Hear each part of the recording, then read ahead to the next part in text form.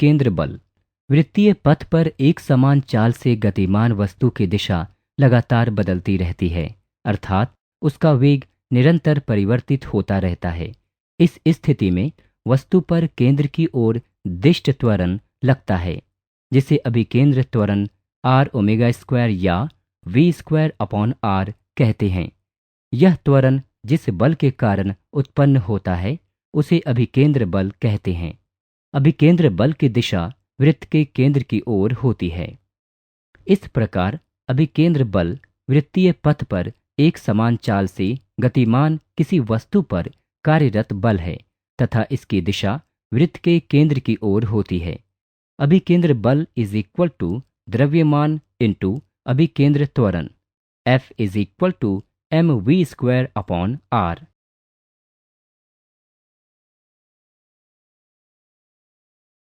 माना कि वृत्तीय पथ पर एक समान चाल से गतिमान एक वस्तु किसी क्षण बिंदु ए पर है। माना कि बिंदु ए पर वस्तु का वेग वेक्टर v1 तथा इसकी दिशा at1 है। समय डेल्टा टी के बाद उस वस्तु b पर पहुंचती है तथा इस बिंदु पर वस्तु का वेग वेक्टर v2 तथा इसकी दिशा bt2 है।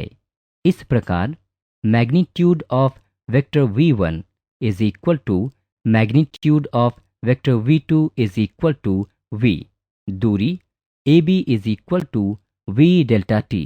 वेग परिवर्तन ज्ञात करने के लिए p से वेक्टर v1 व वेक्टर v2 को डेल्टा थीटा के झुकाव पर बराबर लंबाइयों में खींचते हैं तथा वेग परिवर्तन vector v2 minus vector v1 is equal to delta v को वेक्टर v1 के वाणाग्र q को वेक्टर v2 के वाणाग्र r से मिलाकर प्राप्त करते हैं। अतः vector Q R is equal to vector delta we.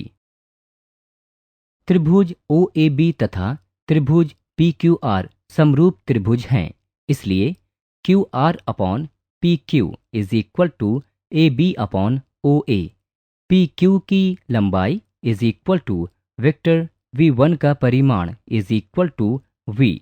Q R की लंबाई is equal to vector delta v का परिमाण is equal to delta v। इसलिए delta v upon v is equal to v delta t upon r या delta v upon delta t is equal to v square upon r। अति सूक्ष्म समय अंतराल में किसी वस्तु के समय के साथ कोणीय वेग परिवर्तन की दर को उसका तात्क्षणिक त्वरण कहते हैं। इसलिए तात्क्षणिक त्वरण is equal to limit delta T tends to 0 delta v by delta T is equal to dv by dt। a is equal to v square upon r। त्वरण की दिशा वृत्त के केंद्र की ओर दिष्ट होती है। इस प्रकार अभिकेंद्र त्वरण a is equal to v square upon r तथा अभिकेंद्र बल F is equal to ma is equal to m v square upon r is equal to mv into v upon r। अभिकेंद्र बल के उदाहरण: पृथ्वी का सूर्य के परितः परिक्रमण। यहाँ अभिकेंद्र बल सूर्य तथा पृथ्वी के बीच गुरुत्वाकर्षण बल द्वारा प्रदान किया जाता है। इलेक्ट्रॉन द्वारा परमाणु के नाभिक का परिक्रमण। यहाँ अभिकेंद्र बल इलेक्ट्रॉन तथा नाभिक के मध्य लगने वाले वैद्युत स्थैतिक बल द्वारा प्रदान किया जाता है। धागे के एक सिरे से बंधी एक गेंद को जब क्षैतिज वृत्त में घुमाया जाता है तब अभिकेंद्र बल धागे में तनाव द्वारा प्रदान किया जाता है। अपकेंद्र बल। माना कि एक घर्षण रहित चकती एक समान कोणीय वेग ओमेगा से क्षैतिज तल में एक ऊर्ध्वाधर अक्ष के परितः घूर्णन कर रही है।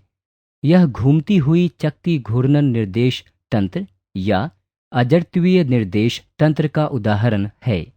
माना कि चकती के केंद्र से धागे से बंधी द्रव्यमान m की एक वस्तु को चकती के ऊपर रख दिया जाता है। चकती से कुछ दूरी पर एक पर्यवेक्षक खड़ा है।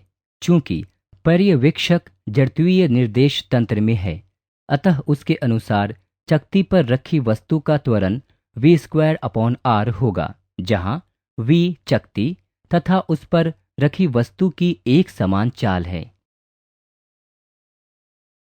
चकती पर रखी वस्तु को वृत्तीय पथ में घूमने के लिए आवश्यक अभिकेंद्र बल धागे में तनाव द्वारा प्रदान किया जाता है।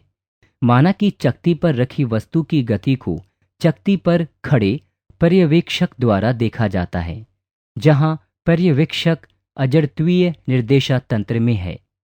पर्यवेक्षक के अनुसार वह वस्तु विरामावस्था में होगी।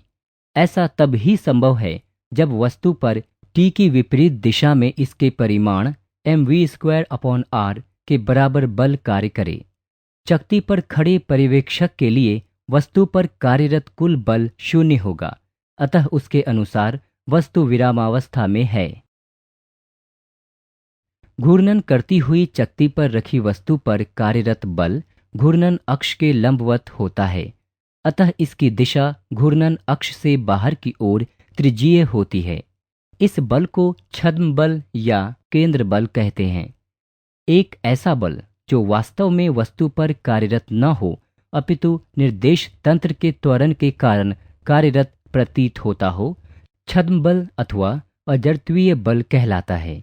इस बल को यह नाम इसलिए दिया गया है क्योंकि इस बल का अस्तित्व केवल घूर्णन करते हुए निर्देश तंत्र में ही होता है तथा यह कणों के बीच अन्योन्य क्रिया के कारण नहीं होता है।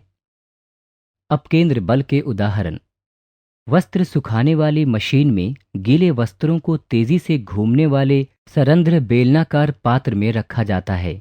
अपकेंद्र बल के कारण पानी छिद्रों से बाहर निकल जाता है तथा वस्त्र सूख जाते हैं।